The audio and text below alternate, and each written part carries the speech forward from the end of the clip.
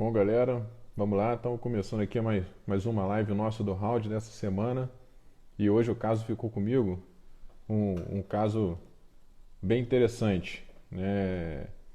A princípio, algo que parece ser muito raro, mas não tanto assim quanto a gente imagina. Foi um caso que eu atendi, mas eu já vi alguns casos parecidos, acredito que vocês também já tiveram a oportunidade de participar e observar casos semelhantes. Então, vamos lá. Eu vou fazer um resuminho do que a gente já passou. E hoje eu fiquei feliz pra caramba porque o pessoal, ao longo do dia, interagiu bastante com os stories, deram umas possibilidades de diagnóstico diferencial extremamente interessantes. Então foi bastante produtivo e eu achei que a galera entrou no diagnóstico diferencial bem pra caramba, diagnósticos diferenciais muito ilustrativos e eu fiquei feliz porque eu tenho certeza que vocês aí que estão acompanhando, quando encontrarem um caso semelhante, vão ter facilidade de fazer o melhor tratamento ainda na emergência. Estou esperando o, o Brunão entrar aqui para a gente começar a falar.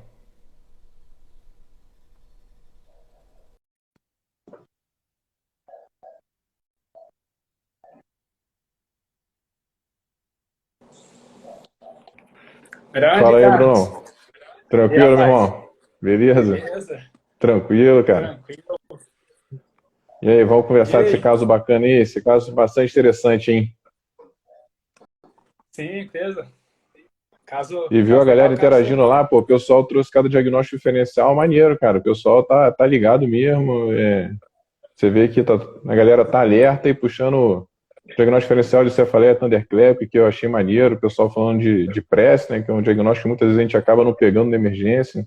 Eu achei muito legal, cara, Aham. muito bacana. Show, Então eu tranquilo. vou fazer Foi um caso seu de consultório, não é isso? O pessoal está entrando ainda. Acho que são 8h30. Geralmente o pessoal demora talvez uns 3, 5 minutinhos aí. O pessoal acha que está chegando. Foi um caso seu.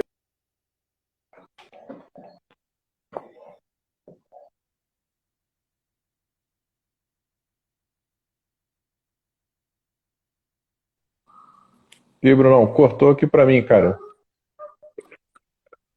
Desculpa, desculpa, foi um caso seu de consultório, fez mesmo? E isso foi um paciente da emergência, na verdade, que eu acabei respondendo parecia no hospital que eu trabalho, mas já vi caso muito Aham. semelhante em mais de um hospital que eu trabalhei. Então não é Aham. um caso muito longe da gente encontrar no nosso dia a dia e boa parte dos hospitais não dispõe de neurologista na emergência. Então a gente está alerta Aham. com as possibilidades de diagnóstico diferencial de cefaleia com sinais de alarme, né? Acho que esse que é o grosso da nossa discussão hoje. É uma dor de cabeça comum ou é uma dor de cabeça que eu vou ficar preocupado? Vou ficar com a pulga atrás da orelha? Será que eu tenho que fazer exame de imagem? Será que eu não tenho? Será que eu só vou medicar com sintomático e mandar para casa? Essa é uma dúvida que todo mundo tem lá na ponta e muitas vezes é difícil mesmo de você chegar a uma conclusão. Aham. E, Ó. então eu trouxe esse casinho que eu achei interessante porque é uma paciente já previamente com cefaleia. Isso bota aí uma dificuldade ainda maior, né? Por que que essa ida dela à emergência não é uma crise normal da cefaleia dela? Por que que isso talvez seja uma cefaleia com sinais de alarme? E a gente for ver, né, no Sim. caso, a hora que você me permitir aí, eu faço um resuminho do caso. Quem viu essa paciente pela primeira vez na emergência é muito difícil você saber que aquilo não é uma crise de uma dor de cabeça normal dela. Você pode até suspeitar, mas de uma Aham. maneira geral, principalmente se o paciente disser para você, não, eu tenho muita enxaqueca, eu tenho dor de cabeça pra caramba, eu passo muito aperto com isso. E aí você acaba, não, beleza, Aham. mas uma crise de enxaqueca, medica, realmente melhora, vai embora para casa. Sim. Sim, vamos, acho que podemos começar. Vamos lá, então. Foi uma paciente que você viu, né? Vamos De lá? pronto-socorro. Uma jovem de 23 anos, né? Isso. E é uma paciente previamente com enxaqueca, né, uma enxaqueca típica mesmo, se eu for ver, ela tinha cefaleia hemicraniana alternante, uma cefaleia Aham. pulsátil de intensidade grande, né, grande intensidade, com náuseas e fotofobia. Então, assim, não tem dúvida, ela tem enxaqueca, né, a enxaqueca dela está muito clara. E provavelmente as pessoas com enxaqueca têm crises frequentes, principalmente crises durante o período menstrual, que são crises muitas das vezes mais intensas e até um pouco mais refratárias. Elas demoram um pouco mais para ceder do que normalmente. E ela teve uma dor de cabeça aparentemente mais intensa do que o normal, mas isso é difícil, porque a enxaqueca é uma dor extremamente intensa e incapacitante. Mas ela procurou a emergência com um padrão também um pouco diferente, né? Outra coisa que chama atenção, a cefaleia mais holocraniana, né? A dor de cabeça na enxaqueca geralmente é uma dor hemicraniana, mas ela pode ser holocraniana também. E as características não eram tão diferentes da dor basal dela. O fato é que ela foi atendida na emergência, não foi vista nenhuma alteração importante, foi medicada com sintomáticos e foi embora para casa. E aí, 72 horas depois, apesar dos sintomáticos, ela volta ainda com muita dor. Aí a gente já tem que dar uma freada, né? Muita dor. Voltou com muita dor, 72 horas de duração. Isso não é comum na enxaqueca, até é possível, mas não é comum. Mas ela foi atendida novamente, nenhuma alteração além de uma dor de cabeça, que aí a gente já pode dizer que está meio fora do padrão natural dela. Então a gente já tem um sinal de alerta nesse momento. E depois desse momento, ela é medicada novamente com sintomáticos e ela volta para casa. E aí, dentro de 24 horas, ela acaba se deteriorando, ela tem um rebaixamento da consciência, faz uma crise convulsiva em persistência da cefaleia e ela chega à emergência desacordada. E aí o colega que pôde avaliar, né, não teve muita informação do exame neurológico e a paciente naquele momento não cooperava muito. Será que ela está desacordada com o estado pós-ictal da crise convulsiva? Será que ela está desacordada por conta da doença de base que está se apresentando? E a tomografia de crânio dela, a princípio inicial, era normal. E aí que eu acho que é onde surge bastante dúvida e dificulta no diagnóstico diferenciais iniciais que a gente tem numa cefaleia intensa associada a rebaixamento da consciência e crise convulsiva. Ótimo.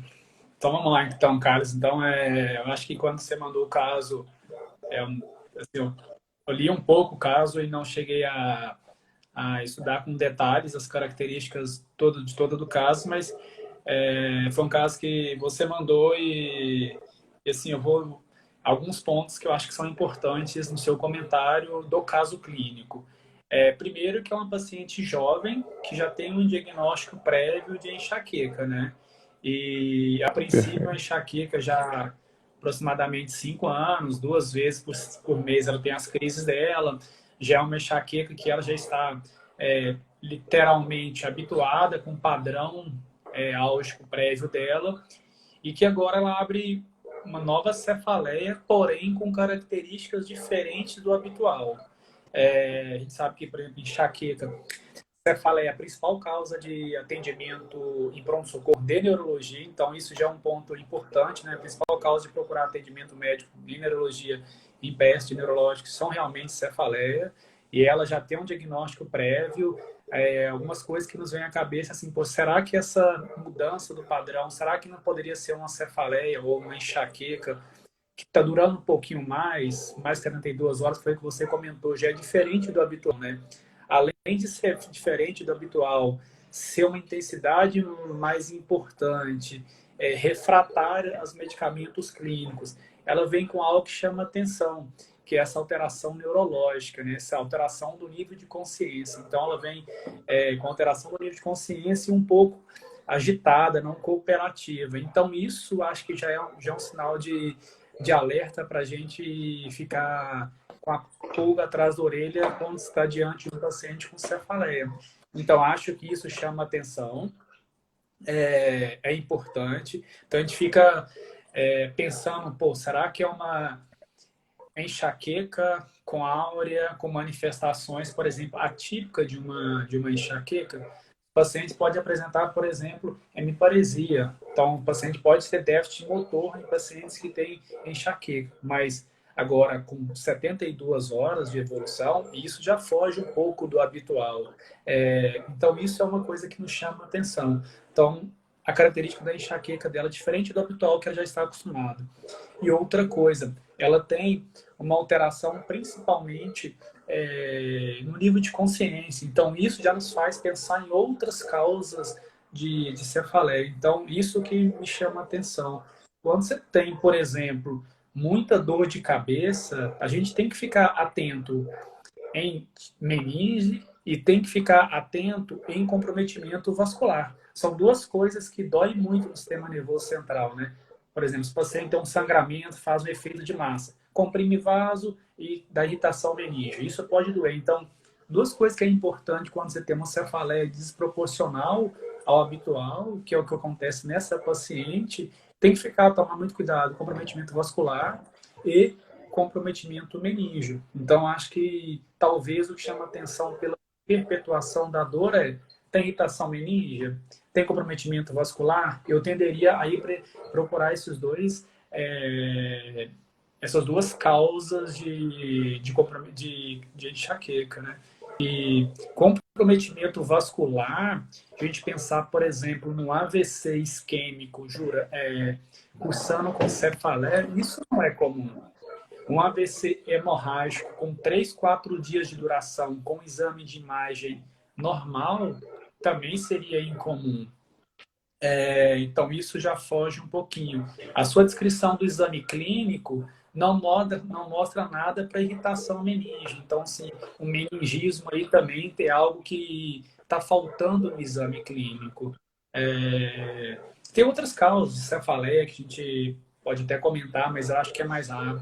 Eu tenderia a pensar em algo que seja vascular nessa paciente e em algo que esteja com irritação meníngea. Aí o exame clínico, as possibilidades, eu acho que vai nos ajudar. O pessoal que até comentou, a gente até chegou a postar com a possibilidade desse paciente ter uma hipertensão com encefalopatia associada a uma emergência hipertensiva, né? Então é uma possibilidade, mas acho que talvez no exame clínico precisaria estar um pouco mais hipertensa, então isso talvez foge um pouquinho do habitual. Mas eu tenderia, Carlos, a ou pensar nessa paciente como comprometimento meníngeo, cursando com cefaleia, ou um comprometimento vascular. Seriam os dois lados que eu tenderia a investigar nessa paciente. Acho que a enxaqueca por si só está diferente do habitual. Quando ela é diferente do habitual, a gente tem que pensar em outra hipótese diagnóstica para essa paciente. Não, perfeito, cara. Exatamente isso que você está dizendo. O primeiro conceito que a gente tem que ter nesse caso eu tenho que pensar na cefaleia secundária ou não. Então, você destrinchou bem aí praticamente tudo, né? A mudança do padrão, né? A refratariedade aos analgésicos comuns, e depois o paciente, claro, tem alterações neurológicas que não são compatíveis com a crise de enxaqueca. Até você comentou, a crise de enxaqueca com aura pode dar sintomas neurológicos focais. A mais típica é a aura visual, mas a gente pode ter a aura também associada à alteração da linguagem, com afasia, a gente pode ter a aura basilar, com vertigem e desequilíbrio, e pode até ter a aura hemiplégica, que algumas vezes é familiar e algumas vezes ela é esporádica, mas com alteração da consciência realmente não é esperado. Então, a enxaqueca por si só, a princípio, não é a causa. O que a gente tem que ter atenção, então, para uma cefaleia secundária, né? Uma das que você comentou, será que isso poderia ser uma meningite, né? Meningite é uma possibilidade, realmente, né? Só que meningite é uma doença que inflama pra caramba, então, era de se esperar que o paciente tivesse sintomas sistêmicos associados, que ele tivesse febre, além da dor de cabeça, ele tivesse sintomas inflamatórios sistêmicos, que não foi o caso dessa paciente, mas é um diagnóstico diferencial e a gente pode ser pego de rasteira. Até porque algumas encefalites, até encefalite por herpes vírus, pode cursar com trombose venosa cerebral e pode não ser tão inflamatório assim. A história pregressa dela não tem nada que vai deixar a gente muito preocupado. História de neoplasia, uma história de trombose prévia, né, cefaleias, sentinelas antes, como da ruptura de aneurisma, mas ainda pode ser um diagnóstico diferencial de aneurisma cerebral. O sintoma abrupto na emergência é sempre algo que chama muita atenção. Uma cefaleia, uma vezada só, muito intensa, tem que deixar a gente preocupado. Mas essa paciente, pelo histórico que ela tem de cefaleia crônica, pela enxaqueca, já deixa a gente sem essa informação no nosso dia a dia. A idade dela, a princípio, também não preocupa muito, né? Pacientes mais idosos que não têm dor de cabeça e passam a ter dor de cabeça, a gente fica realmente preocupado de ser uma cefaleia secundária. Agora, o paciente jovem pode ser uma cefaleia primária ainda. E, eventualmente, a gente dá até o azar de encontrar uma paciente enxaquecosa que está tendo a primeira crise de cefaleia, né? Vamos supor, é uma enxaqueca que abriu. Mas como é que você faz o diagnóstico de enxaqueca? Se você tem um diagnóstico de enxaqueca, você tem que ter os sintomas clínicos e a gente tem que ter pelo menos 5 crises que preencham todos aqueles critérios de classificação. Então, se for a primeira crise de enxaqueca, é impossível dar esse diagnóstico. Mas, como a gente já falou, na terceira vez que ela chega em emergência, ela já tem sinais de que aquilo é outra coisa. E com relação à dor, que tem que chamar atenção no dia a dia, se a dor de cabeça dela tem alguma coisa posicional, como eu falei de hipertensão da craniana, ou seja, se ela baixa a cabeça e a dor de cabeça aumenta, isso é um sinal de hipertensão da craniana. Por quê? Só a gente fazer analogia, né? Você plantou bananeira, o que você sente? Você sente uma pressão na cabeça, sente até um desconforto, uma pessoa que não tem nada. Então essa que é a característica da cefaleia de hipertensão da craniana. Abaixou a cabeça, dá um pouco de congestão venosa, a dor se acentua. Até uma pessoa falou, desculpa, fugiu o nome quem comentou na história, mas falou do fundo de olho, né? Então, papiledema. Pô, papiledema ajuda muito na emergência. O papiledema é difícil de ver, mas na oftalmoscopia direta, na verdade, é o que você não vê, né? Então, quando você se habitua a fazer a fundoscopia, você vai lá e olha, você vê o disco óptico escavadinho ali e nada. Outras alterações como retinopatia, sangramento arteriolar, exudatos, essas coisas, nada disso a gente viu na oftalmoscopia direta. Agora, quando você vai lá fazer a visualização e você não vê a papila, aí você tem que ficar preocupado. Por que você não está vendo a papila? Porque provavelmente ela está empurrada para frente, né? Ela está demasiada, aquela escavação some, e aí você tem dificuldade para vê-la. Isso já pode dizer para a gente que ela está aplainando, né? Ela não vai estar totalmente estufada para fora, mas já é um sinal de que ali a gente tem problema. E outra situação também na história clínica que chama atenção é o que você falou, uma história de trauma. História de trauma tem que deixar a gente com a pulga atrás na orelha, principalmente porque pode acontecer, às vezes, um TCE não grave, o paciente teve uma fratura linear de crânio e essa fratura passou por dentro de um seio venoso. Se ela passou por dentro de um seio venoso, ela pode trombosar aquele seio e o paciente tem a hipertensão craniana secundária. E se o paciente tem alguma doença sistêmica, né? O paciente tem HIV, tem alguma outra doença sabida que vai preocupar. Gravidez e puerpério é sempre uma preocupação. E algo que essa paciente não relata, e que é uma possibilidade que a gente sempre tem que perguntar em jovem, é o uso de anticoncepcional ou não, né? Nesse caso, ela não tinha o relato do uso de anticoncepcional, mas é um grande fator de risco para problemas vasculares no jovem com cefaleia secundária. Então, essa é a primeira informação. E aí, vamos nós dois comentando junto aí sobre o que a gente viu ali dentro dos stories, que foi bem bacana. Uma pessoa trouxe o diagnóstico diferencial de hemorragia subaracnoide, né? Hemorragia subaracnoide realmente é uma possibilidade. Mas o que deixa a gente um pouco desanimado com esse diagnóstico? A gente não está excluído de forma alguma. Mas por quê? Porque o sintoma não foi, a princípio, uma cefaleia thunderclamp, uma cefaleia trovoada que ela teve, né? Ela teve uma cefaleia intensa e ela foi progredindo ao longo de alguns dias. Ela não começou no máximo da dor e depois aquilo se deteriorou. Isso não ficou muito claro realmente na anamnese, mas não parece o padrão típico da cefaleia thunderclamp, que geralmente chega na emergência e fica. Dificilmente ele é liberado para casa. E uma coisa que deixa a gente um pouco menos pensando em hemorragia subaracnoide é o fato da tomografia ser normal. As tomografias hoje, principalmente com muitos canais com resolução muito alta, a chance da gente ver hemorragia subaracnoide é gigantesca. É difícil você não visualizar. Mas, se a suspeita for muito grande, está indicado a fazer a punção lombar para a gente ver se foi um aneurisma que teve um sangramento muito pequeno e a gente não conseguiu detectar isso no exame de imagem.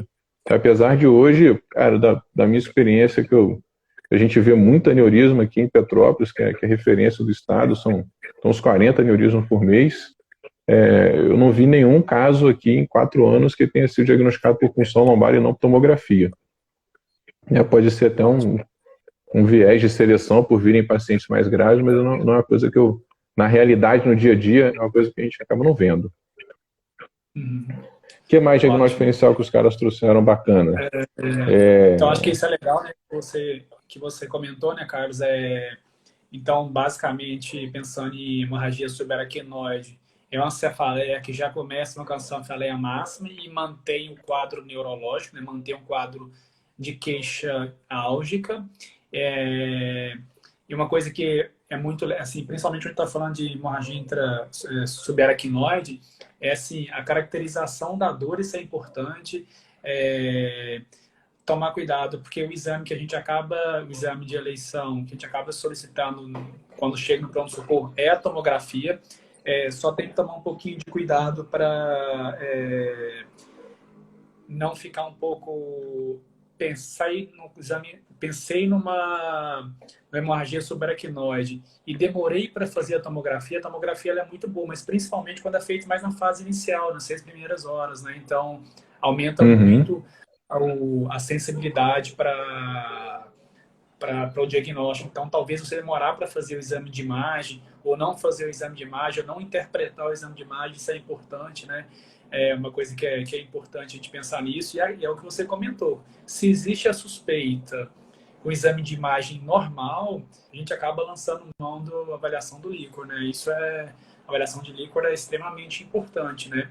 E uma coisa que é importante, um dos achados que eu posso procurar no líquor, assim, a pressão de abertura é legal, a quantidade de hemácia é legal, se o líquido é xancromatoso ou não, isso é interessante, mas lembrar que esse aspecto, a visualização do líquor, se você coletar esse líquor em menos de 2 horas, então o aspecto xantocrômico do líquido você pode não evidenciar, porque nada mais é que a lis das hemácias, da hemoglobina, né? Então, talvez esse aspecto xantocrômico do líquor, se você for coletado muito precocemente, anterior a 2 horas, você pode não evidenciar apenas pelo aspecto. Após 12 horas, 100% dos pacientes que fazem punção lombar, o líquido é xantocrômico. Então, né, então, a característica do líquor, a quantidade de hemácias que tem ou não, e a pressão de abertura também é importante.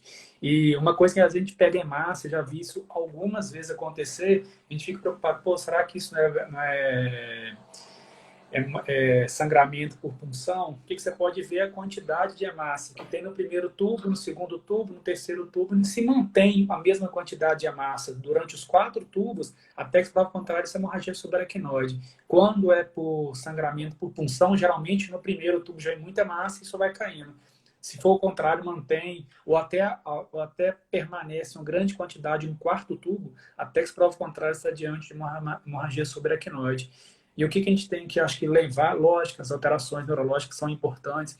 O paciente pode ter qualquer manifestação neurológica, mas uma coisa que é muita dor de cabeça e que a gente vê com certa frequência é irritação meninge. Se eu tenho sangramento no espaço aracnoideu, isso acaba irritando a meninge, né?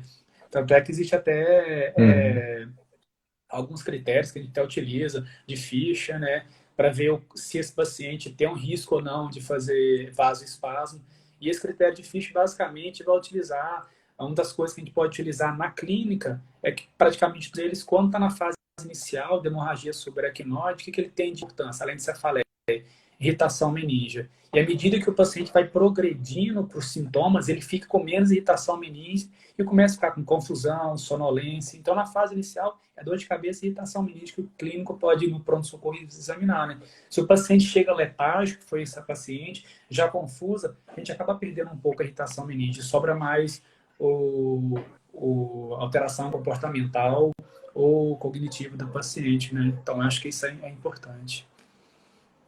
Então, acho que de recentemente... hemorragia subaracnoide, eu acho que com relação à hemorragia subaracnoide, eu acho que ficou bem tranquilo, né? Então, a possibilidade existe.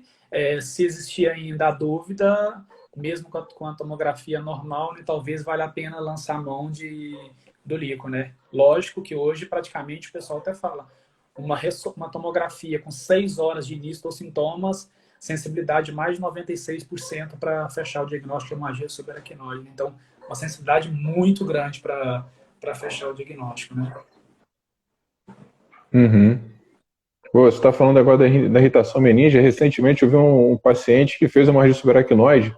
O cara fez uma irritação meninge brutal, né, cara? Isso acontece por conta do próprio sangue, né? O sangue é um grande irritante da meninge, né? Sangue foi feito para circular no lugar que tem endotélio. Lugar que não tem endotélio, o sangue queima tudo. Então, na barriga vai dar irritação no peritônio, né? No tórax vai dar dor torácica, na cabeça vai dar uma irritação brutal da meninge também. Sim. Realmente é uma queixa comum, né, de acontecer. E só O voltando ao negócio da Jean, AVC, você deu uma informação muito bacana, que é com relação ao AVC não costumar cursar com cefaleia, isso é uma grande verdade, o AVC isquêmico. Em jovem, particularmente, a gente tem que ter uma atenção a um diagnóstico diferencial, que é a dissecção vascular, né? A dor pode ser isso. cervical, mas se a dissecção se estender para a intracraniana, a pessoa pode até se queixar de dor, né? E pode inicialmente ter dor, o trombo está aderido, ainda não ter o AVC e aquele trombo se deslocar e gerar um AVC isquêmico no intervalo de tempo aí não muito longo. É. Então, é um Ele diagnóstico interessante também que a gente não tinha aventado.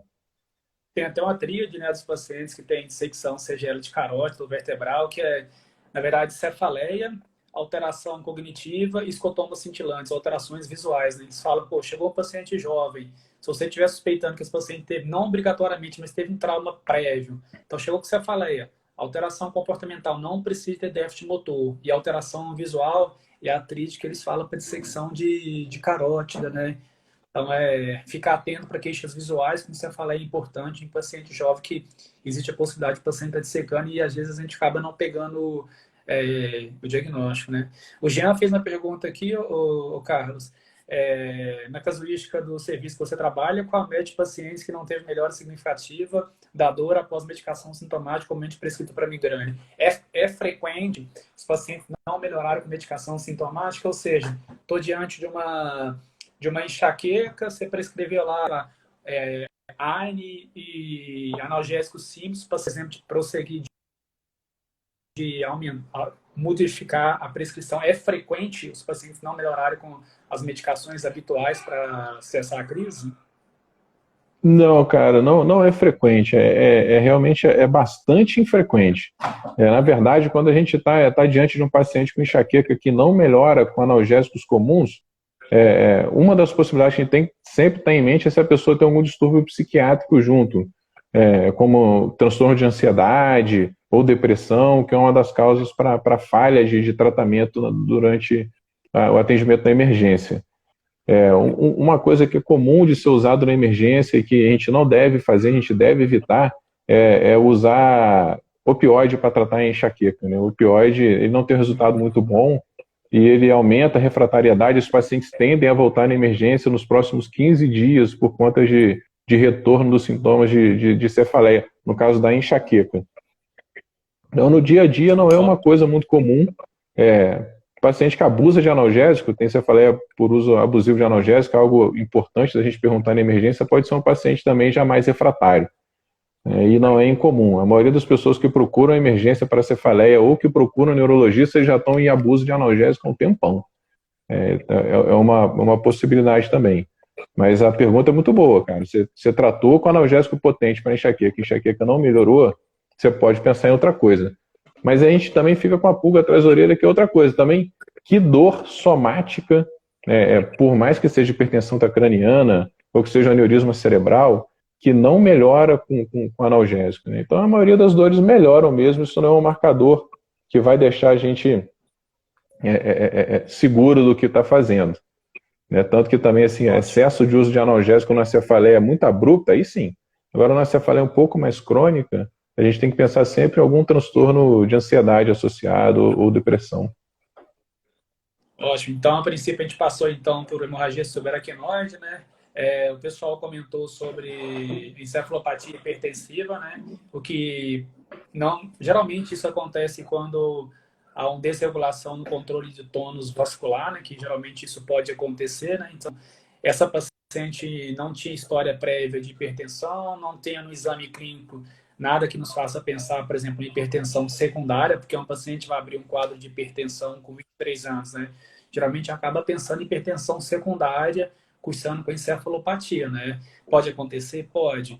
Mas falta no exame clínico alteração de pulso, sopro aórtico, sopro carotídeo, o paciente não tem, não estava hipertensa, não tem história para a gente pensar de comprometimento renal, um paciente cursa com uma síndrome nefrítica importante e cursa com uma encefalopatia hipertensiva, o pulmão estava limpo, não escreve o exame clínico, mas a gente a princípio interpreta como ausculta pulmonar normal, ou seja, Será que eu pensei no hiperaldosteronismo primário, alguma coisa assim, a paciente abrindo o quadro já com emergência hipertensiva? É incomum, né? Então, geralmente é o paciente que chega já hipertensa ou está investigando hipertensão, e a hipertensão acaba tendo,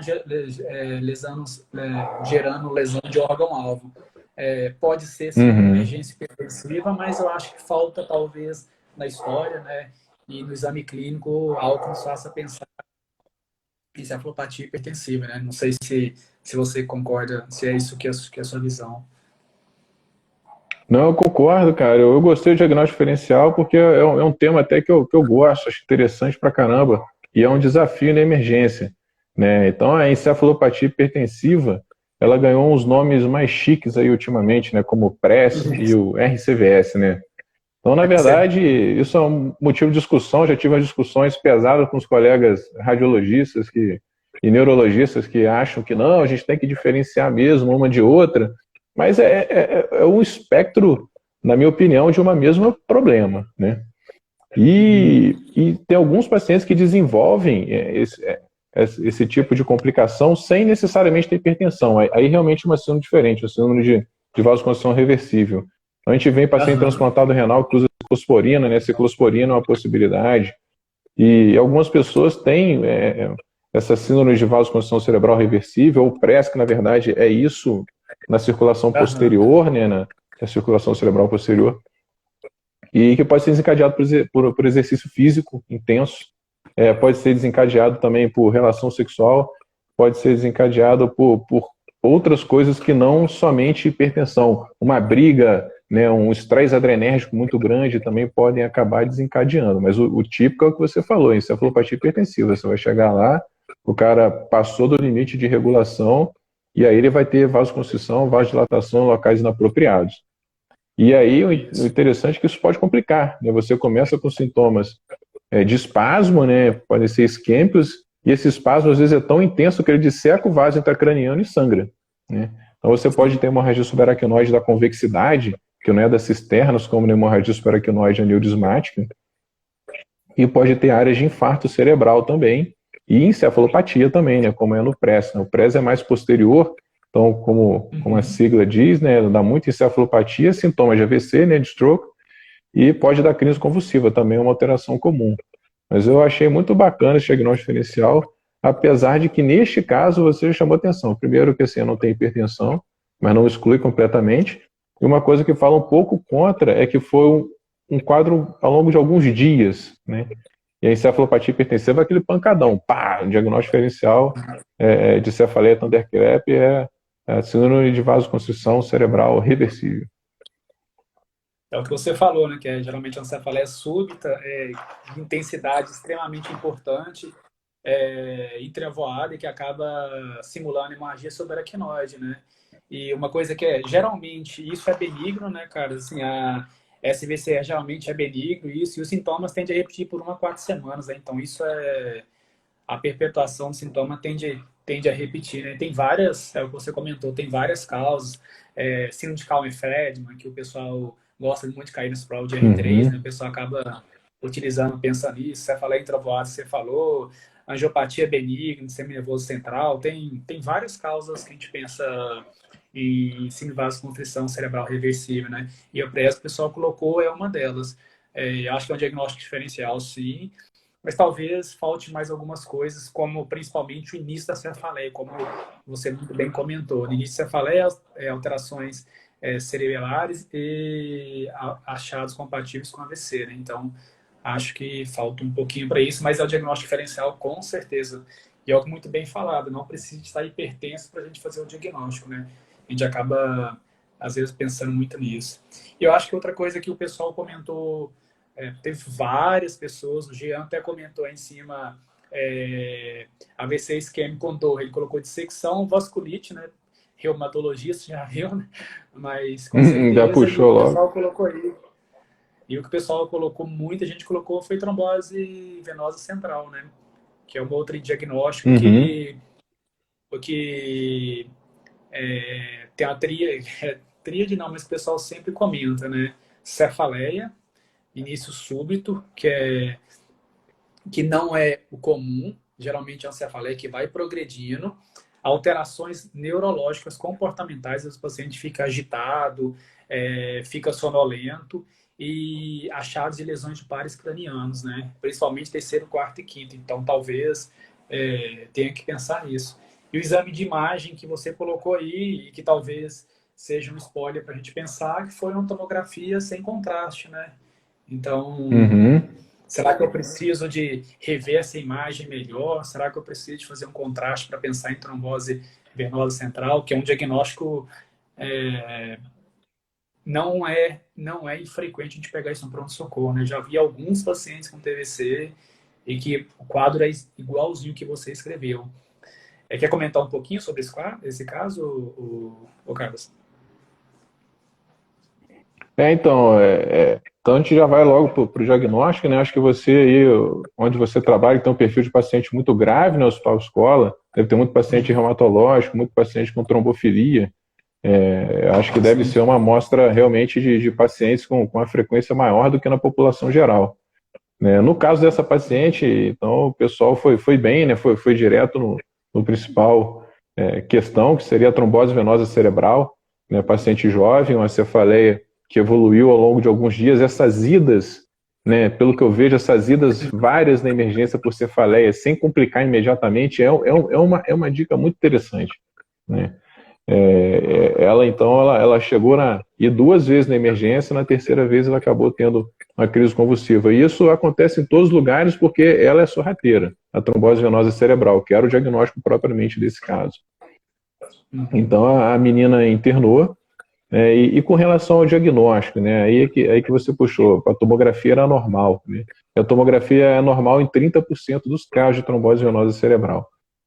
Na imensa maioria, ela tem sinais indiretos de trombose. O que a gente pode ver de sinais indiretos de trombose? Algum edema regional, que é extremamente difícil da gente ver na tomografia, né? Vai ter uma área de apagamento de sulco próximo do seio sigmoide, ou frontal, bilateral, né, por conta do seio sagital, mas é difícil de ver. Uma outra possibilidade é você ver que o seio está hiperdenso. Né? O seio tem uma densidade natural dele, ele tem sangue, mas quando ele coagula, a densidade dele aumenta um pouco. Extremamente subjetivo, mas é uma possibilidade. E aí vem a questão do exame contrastado, né? O exame contrastado é importante nesse caso? É importantíssimo nesse caso, né?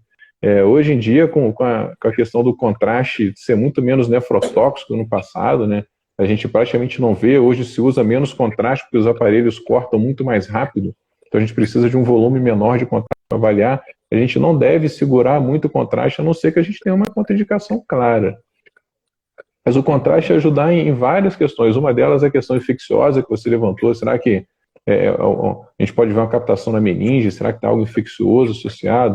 Né, com relação ao diagnóstico diferencial de aneurisma cerebral, né, você fez o contraste, você pode ver o aneurisma se fizer um protocolo arterial, né? Vai conseguir ver o aneurisma cerebral. E com relação à parte venosa também, né? Mas, infelizmente, a angio-TC venosa, ela ainda não tem uma sensibilidade tão absoluta quanto a ressonância. Né? Então, no caso, o padrão ouro é a ressonância magnética. A angio-TC pode ser normal e aí em torno de 8% dos casos, né, ela pode não pegar. Porque às vezes a trombose é pequena e eu converso muito com o pessoal da radiologia lá do Santa Teresa, que é um pessoal muito bom, cara, pessoal fera. E eu falo com o Miguel fala, cara, a trombose venosa tem que ser ressonância. Até porque você pode ter uma trombose de uma veia cortical, né? Então, eu só vi umas 2 vezes a paciente com crise convulsiva cefaleia. E você fazer um exame de imagem é tudo normal. A ressonância é uma pequena restrição de fusão cortical periférica. E não dá para ver a trombose venosa, aquilo ali é um infarto venoso. Então, essa menina acabou fazendo ressonância, o que tinha era uma trombose gigantesca, cara. Pegava todo o sagital, sigmoide, bilateral. Era um negócio enorme e ela tinha até uma dissociação grande clínico-radiológica, né? Logo depois ela estava em estado pós-ictal mesmo e o nível de consciência se manteve preservado durante toda a internação. Ela tinha muita cefaleia, né? Mas naquele momento havia uma dissociação muito grande. Aí foi feita a ressonância mostrou, né, a trombose sagital e sigmoide bilateral, e mostrou uma pequena área de restrição de fusão cortical. que aí é um conceito bacana da gente trazer também, que é a congestão venosa levando à incapacidade do sangue arterial entrar e você vai ter um infarto, né? Então a doença ela vai progredindo. Trombosou, começa a cefaleia, por quê? Ingurgitação venosa e dificuldade de drenagem do líquor também, que vai pelas granulações aracnoides por dentro do seio. À medida que a doença vai progredindo, a cefaleia vai se intensificando, a pressão intracraniana vai aumentando, e aí você começa a ter os infartos venosos. Quando você começa a ter os infartos venosos, começam os sinais de localização neurológica. Dependendo da área que tiver infarto venoso, a gente vai ter localização naquela área. E se não tratado, esse infarto venoso vai se desenvolver numa hemorragia cerebral. Então é uma progressão da doença. E a hemorragia cerebral, ela é tipicamente mais cortical, mais periférica. Quando você vê um sangramento parenquimatoso periférico com hemorragia subaracnoide de convexidade, principalmente em lobo temporal, a gente tem que pensar em trombose venosa cerebral. E legal e aí o tratamento? Que o André colocou aí, né? É o clássico sangramento que deve ser anticoagulado, né, cara? Exatamente. Antes de entrar no tratamento, desculpa, eu só vou comentar também as pessoas falaram muito sobre a trombose do seio cavernoso, né? A trombose do seio cavernoso é uma trombose específica, né? Ela trombosando o seio cavernoso, você vai diminuir a drenagem dos vasos do olho. E quem passa lá no seio cavernoso? São os nervos que vão inervar o olho, de uma maneira geral, e o trigêmeo, que é o ramo oftálmico. Então a síndrome é muito típica. Mas a maioria das vezes, no caso de trombose, você não vê a síndrome completa. Muitas vezes você vê a síndrome completa quando você tem uma doença chamada síndrome de Tolosa-Hunt, que é uma doença granulomatosa retroocular, né, que vai dar todos os sintomas de seio cavernoso, é muito raro. E uma causa que não é incomum é o aneurisma de carótida intracavernosa, né, que a carótida ela pinça o seio cavernoso até chegar ali em cima. Ali no seio cavernoso ela dá uma barriga e ela comprime as estruturas ali dentro. Mas acho que as pessoas sempre falaram, o que eu imaginei que as pessoas falaram mais sobre a trombose cavernosa, mas já querendo dizer uma trombose do seio de uma maneira geral. Né? E vale lembrar que se a gente tiver uma trombose do seio reto, que drena profundamente o cérebro e tálamo, é uma causa de coma e prognóstico muito ruim. Né? É uma trombose particularmente grave e incomum da gente ver. Ótimo. E o tratamento? O tratamento é que é... Então, o tratamento é que é o mais interessante, que não tem nenhum mistério, porque a gente fica com muito medo, né? Você pega um paciente que está grave, você vai lá fazer lá uma imagem, ela tem um infarto cerebral cortical por uma trombose, aí você começa a pensar, vou anticoagular ou não vou anticoagular? Cara, a gente vai anticoagular. Por quê? Porque a fisiopatologia do processo é congestão venosa. E aí, se eu peguei o paciente, ele tem hemorragia, pô, tá sangrando, né? Cara, eu vou anticoagular um AVC hemorrágico. Cara, isso não é um AVC hemorrágico. Isso é uma complicação hemorrágica de um evento trombótico. Então, no caso, né, de trombose venosa cerebral, não é no caso de AVC isquêmico, não é outras doenças, no caso de trombose venosa cerebral, o tratamento é anticoagular a despeito de hemorragia intracraniana. Então, essa é uma das causas mais comuns de atraso no tratamento, de piora no prognóstico.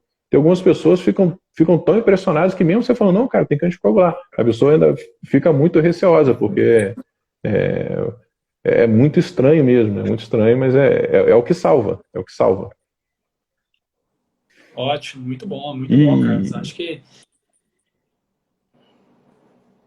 E só dando uma passadinha em mais umas pequenas coisas, para não estender demais, no caso de você que gosta muito de reumato, manja pra caramba de reumato, doença de BC, não adianta nem anticoagular nem nada, se você não imunossuprimir, essa trombose não vai dissolver. Então é um dos poucos casos onde a anticoagulação não vai resolver se você não souber a doença de base. Né? O tratamento endovascular, ele está indicado em casos ultra refratários, ainda assim de maneira questionável. Você pode entrar com catéter lá e aspirar trombo. Tem algumas séries de casos que mostram benefícios, mas eles questionam porque pode ser uma questão de seleção, de apresentar os casos que deram certo, os casos que não deram certo talvez não tenham sido apresentados na literatura. Né? Mas o tratamento é anticoagulação. E anticoagulação de longo prazo. Eu acho que se a gente for esticar aqui na investigação clínica laboratorial, a gente vai dar outra live inteirinha sobre investigação de trombofilia, né? Acho que essa vai ficar para a próxima. Sim. Sim, com certeza. Eu acho que o objetivo era isso, né? A gente mais passar patologias que são mais comuns e que mais acomete esses pacientes, como você falei, que nem você comentou. A gente falou um pouquinho sobre arquinoide, falamos sobre press, falamos sobre trombose venosa central, falou um pouquinho sobre, comentamos um pouquinho sobre secção, né, os achados. Acho que é isso mesmo, cara. A gente dá uma pincelada e mostrar qual foi o desfecho. Um caso bem legal. É, é algo que a gente vê com, não é com frequência, mas a gente vê com certa. Quem trabalha em pronto-socorro, vez ou outra, acaba vendo um caso de, né, trombose venosa central. Isso não é tão infrequente. Eu acho que é isso, é o que você colocou. Sintomas que vão progredindo a cefaleia, que vai aos poucos, né, progredindo. E às vezes, se a gente não tiver um olhar mais detalhado com relação ao exame de imagem, muitas vezes acaba passando despercebido. A gente não foca tanto em será que tem um edema perivascular importante? Será que tem uma diminuição dos achados que você comentou na tomografia? Eu acho que isso é importante, né? Eu acho que o objetivo era isso, cara, a gente comentar sobre isso. Lembro só 2 segundos. Lembro que uma vez eu fui ver um paciente no pronto-socorro, era para investigação de cefaleia. Na verdade, era um paciente que tinha umas queixas visuais importantes, parece que tinha um pouco de turvação, um pouco de diplopia. E isso há 3, 4 meses, com essa queixa visual, e de uma hora para outra abriu um quadro de cefaleia súbita. E engraçado que ela tinha cefaleia súbita e tinha irritação meningia. Aí o pessoal falou, cara, isso é HSA. Aí fez a tomografia, na verdade, a tomografia mostrou uma apoplexia. Então ela tinha um Uhum. macroadenoma, comprometimento oftalmológico. A paciente sangrou o macroadenoma, deu cefaleia e irritação meningia. Eu falei, caramba, cara. Então, assim, eu cheguei a ver um Uhum. paciente só comentando que são uma das causas dele, né, mas que são coisas mais raras, mas que às vezes a gente pode encontrar aí. Mas é isso, eu acho que é isso, cara. Eu acho que o objetivo foi esse. A gente discutiu bastante aí sobre o caso e acho que deu para todo mundo aproveitar. A gente gostaria de agradecer a sua participação aí, acho que enriqueceu muito, abordou bastante sobre os temas que são importantes, diagnóstico diferencial. Agradecer o pessoal, né, até agora está conosco aí e terça-feira que vem temos mais. É isso aí. Quer dar o seu recado final, Carlos? Valeu, Fica à galera. vontade, amigo. Pô, obrigadão. Não, quero agradecer a presença de todo mundo. Fico devendo aí uma explanação sobre investigação das causas da trombose aí, a gente fica para um outro momento e prometo que eu vou preparar com carinho. Tranquilo. É isso aí, pessoal. Boa semana para todo mundo aí. Boa noite. Obrigadão a todo mundo aí, Caso. Valeu, Obrigado mais uma galera. vez aí. Um abraço, pessoal. Até mais. Obrigado. Abraço a todos, galera. Tchau, tchau.